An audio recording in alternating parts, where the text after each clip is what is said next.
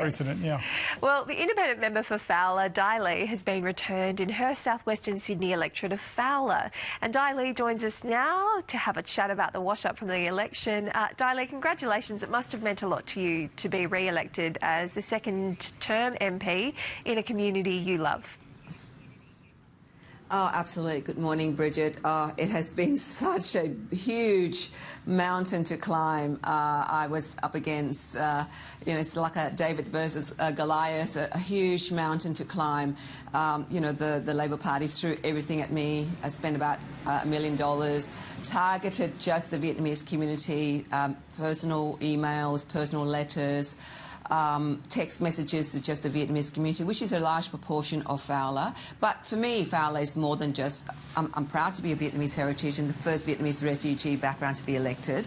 But I represent a whole range of cultural groups here.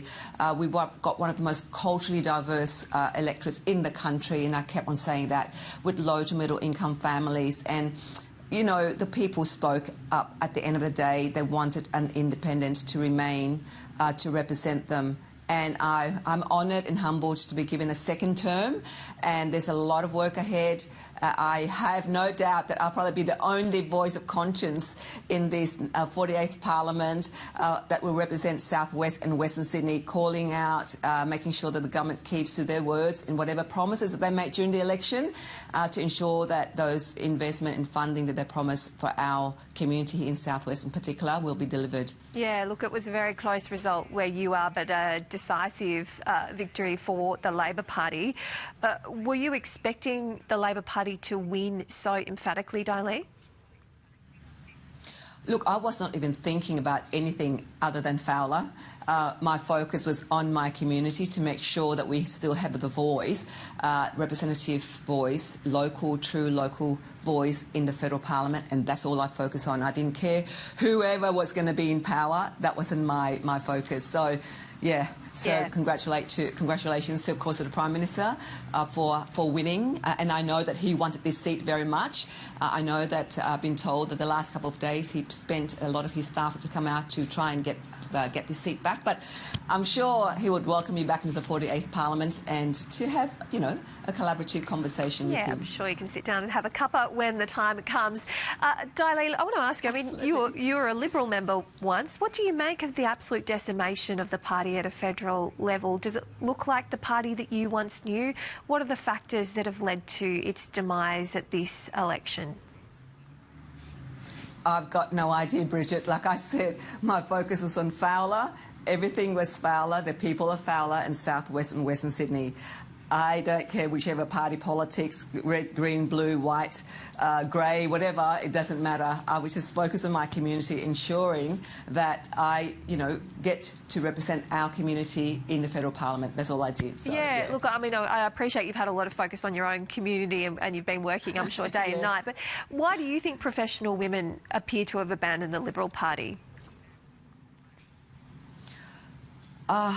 Look, I have not even reflected on that. I mean, for me, it's about the fact that our community in Fowler is one of the most multicultural in the country. Like I said, low to middle income, English is a second language, and I want to ensure that we have that voice, ensure that we get representation here in the federal parliament.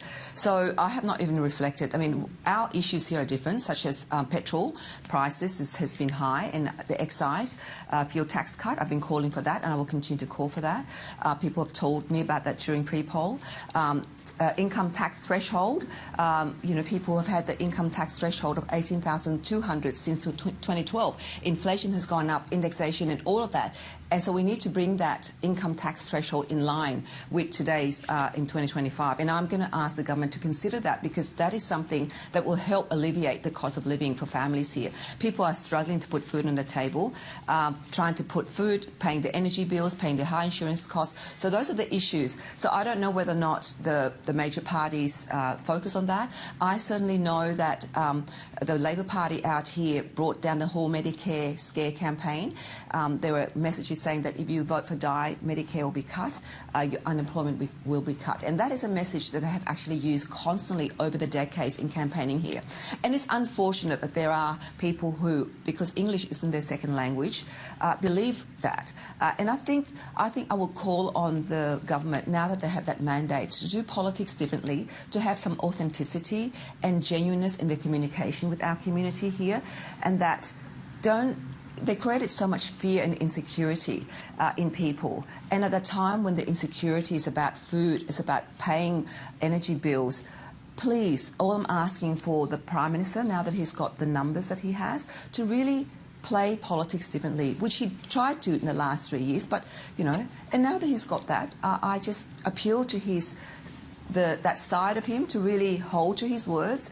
And I know that he might not be happy that I'm there, but I will sit down and work collaboratively with the government. They might not need my votes, which I'm sure they won't, but I will be there to be the voice of conscience for South West and Western Sydney. All right, Dai Le, thanks for your time this morning.